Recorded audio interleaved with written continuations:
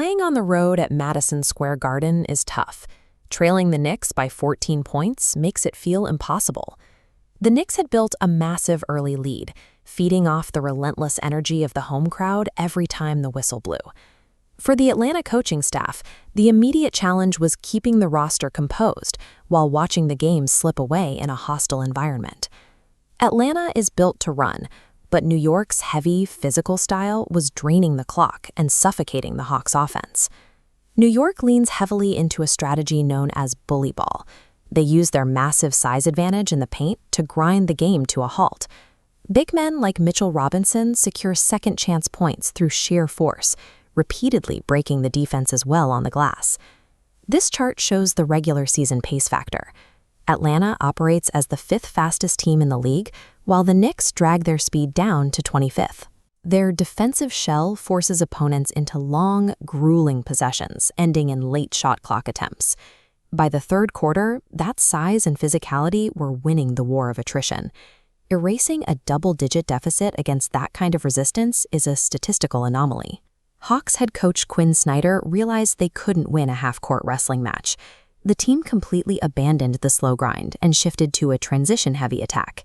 Instead of letting New York set up their massive defense, Atlanta focused on securing the long rebound and immediately pushing the ball up the floor. This graph of the fourth quarter score differential highlights the result. Atlanta put together a massive 20-9 run, flipping the momentum. Notice these specific scoring surges. High flyers like Kuminga and Johnson were beating the Knicks to the rim, prioritizing pure speed over size.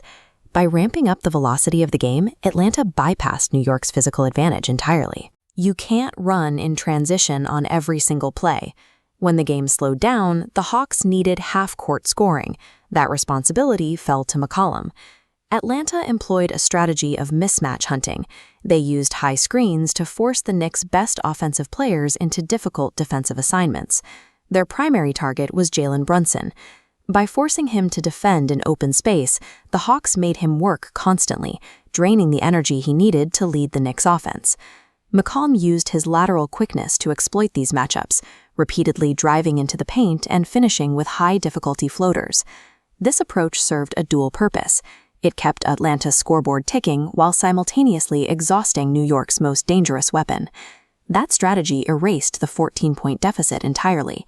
Entering the final minute, the game was tied, coming down to a single possession. McCollum isolated one final time, turning the corner and hitting a step-away jumper to secure the lead. Down on the other end, New York needed a response, but Nickeil Alexander-Walker stepped up, cleanly stripping the ball from Brunson on the drive.